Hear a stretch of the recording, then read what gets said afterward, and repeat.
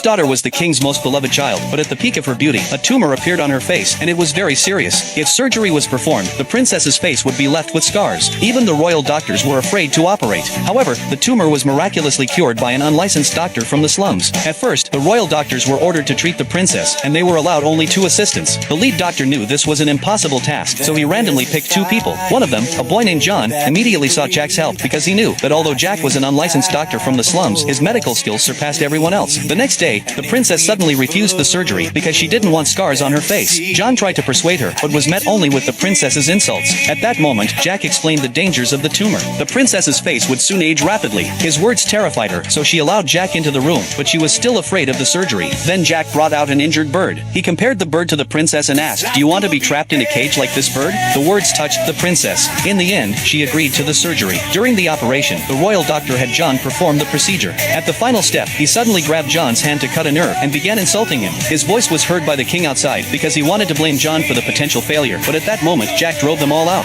Then he conjured a surgical knife with magic. In just 1 hour, he completed the surgery. In the end, Mary was overwhelmed with emotion and shed tears.